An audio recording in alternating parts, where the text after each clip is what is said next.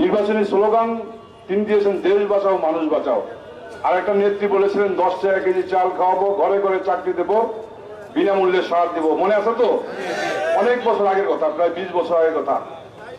তখন অনেকে বুঝতে পারেন নাই গত 17 বছর কি হয়েছে।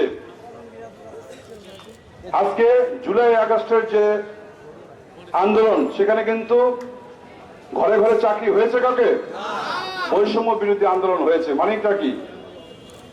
নিজেদের লোকের ভাগ্যের পরিবর্তন হয়েছে, নিজেদের সম্পদ বৃদ্ধি পেয়েছে, সাধারণ মানুষের সম্পদ কিন্তু বৃদ্ধি হয় নাই।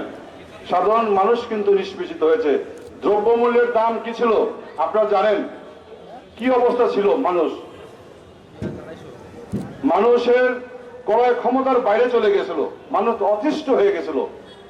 আর কৃষকের কথা যদি বলতে চাই, 3টি স্লোগান উনি বলেছিলেন। কৃষকরা অসহায় হয়ে গেছিল। আজকে মানুষ বাধ্য হয়ে কিন্তু রাজপথে নেমেছে। গত 17 বছর বিনা নির্বাচনে নির্বাচিত হয়েছে, বিনা প্রতিদ্বন্দ্বিতায় নির্বাচন হয়েছে। মসজিদ থেকে শুরু করে, বিভিন্ন শিক্ষা প্রতিষ্ঠান থেকে শুরু করে, ক্রীড়াঙ্গন থেকে শুরু করে, বিভিন্ন ইউনিয়ন পরিষদ, পৌরসভা, সিটি কর্পোরেশন থেকে শুরু করে প্রতিটা জায়গায় এক ব্যক্তির ডিসিশন দেওয়া হয়েছে, তাকেই নির্বাচিত করা হয়েছে না? জনগণের কোনো মতামতের ভিত্তি থেকে ছিল না। মানুষ অতিষ্ঠ হয়ে কিন্তু আজকে তাদেরকে বিতাড়িত করেছে, তারা বিতাড়িত হয়েছেন। আজকে বলতে চাই, 1975-এর সেই আপনার বাকশাল কায়েম করার মধ্যে যে বাকশালী চক কায়েম করেছিল, এই গত 17 বছর বাকশাল নাম দেয়নি, কিন্তু বাকশালের থেকে কোনো অংশ কম ছিল না। তাই আজকে থেকে 50 বছর আগে তাদের একবার পতন হয়েছিল না? তাদের নেতাই একবার তাদের দলের নাম বাদ দিয়ে বাকশাল কায়েম করেছিল। আজকে জনগণ তাদেরকে যে একটু আগে স্লোগান দিলেন, বাংলাদেশের সিদ্ধান্ত, আওয়ামী লীগ নিষিদ্ধ, এই যে স্লোগানটা আসছে, এটা কিন্তু প্রকৃত সিদ্ধান্ত। এই যে আজকে নিষিদ্ধ হয়েছে, আজকে যে নিষিদ্ধ করা হয়েছে, এটা জনগণের সিদ্ধান্ত। প্রতিটা মানুষ আজকে গত 17 বছর নিষ্পেষিত হয়েছে, নিপীড়িত হয়েছে, নির্যাতনের শিকার হয়েছে। সেটা বেসরকারি, সরকারি সকল জায়গায় আজকে দৃষ্টান্ত স্থাপন করেছে।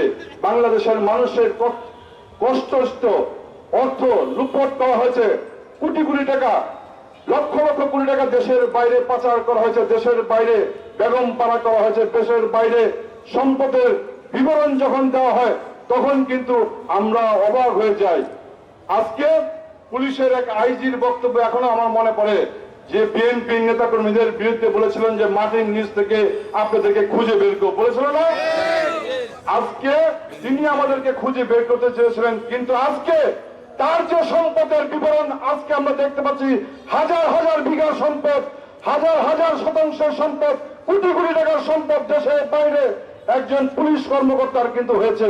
এমনি ভাবে শুধু আজকে বেনজিনটা সারা বাংলাদেশের প্রতিটা জায়গায় যে যেখানে পারে বাংলাদেশকে একটি পার্টনারশিপ সিস্টেম করেছিল। সম্পদ ভাগাভাগি করে, সম্পদ নস্যাৎ করার জন্য, বাংলাদেশের সম্পদ লুণ্ঠন করার জন্য একটা পার্টনারশিপ সিস্টেম করেছিল। সেখানে আওয়ামী লীগ, যুবলীগ, ছাত্রলীগ, স্বেচ্ছাসেবক লীগ, সেখানে বুদ্ধিজীবী, লেখক, শিক্ষক, খেলোয়াড়রা কিন্তু তাদের সাথে ছিল। অনেক খেলোয়াড়রা দেখেছেন, হঠাৎ করে দেখি যে খেলোয়াড়কে আমরা পছন্দ করতাম সেই খেলোয়াড় জয় বাংলা বলছে।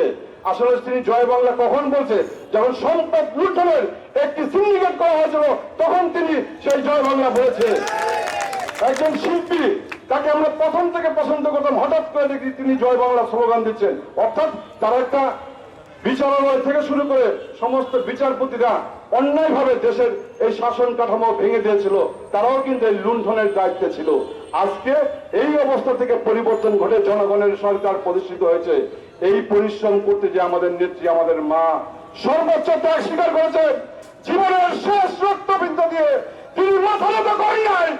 পৃথিবীর বিভিন্ন প্রান্তে বিভিন্ন আন্দোলনে অনেকে কিন্তু মাথা নত করেছিলেন, অনেকে কিন্তু মাথা নত করে অবসরে চলে গেছেন। আমাদের মা মৃত্যু সজ্জায় ছিলেন, তাকে বলা হয়েছিল দেশের বাইরে চলে যান, আপনাকে রাজকীয় অবস্থা রাখা হবে। তিনি বলেছিলেন জন্ম হয়েছে আমার এখানে, মৃত্যু হলে আমি এখানে হব। তিনি কিন্তু একদিনের জন্য যায় নাই, তিনি কিন্তু অনড় ছিলেন।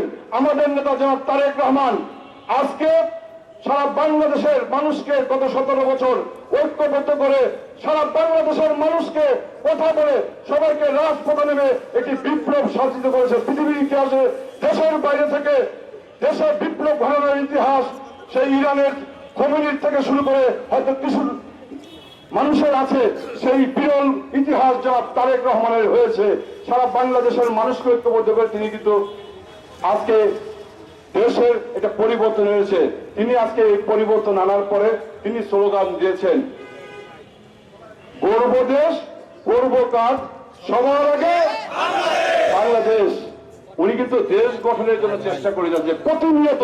গত 4 মাস আমরা গত 17 বছর তার সাথে দেখা করেছি, কথা বলেছি, তাকে চিনি, কিন্তু সাধারণ মানুষ কিন্তু গত 4 মাস যাবত দেখছেন একজন প্রধানমন্ত্রী কতটুকু নমনীয় হলে, কতটুকু ভদ্র হলে, কতটুকু সামাজিক হলে সাধারণ মানুষের সাথে, সরকারি কর্মকর্তা থেকে শুরু করে কৃষক থেকে শুরু করে রিক্সা চালক থেকে শুরু করে সাধারণ মানুষের সাথে কিভাবে তিনি কথা বলছেন, একটি সিস্টেম ডেভেলপ করছেন, একটা সিগন্যালে দাঁড়িয়ে যাচ্ছেন, একজন মানুষের সাথে কথা বলছেন, এই যে একটা মানবিক দৃষ্টিভঙ্গি নিয়ে তিনি কাজ করছেন।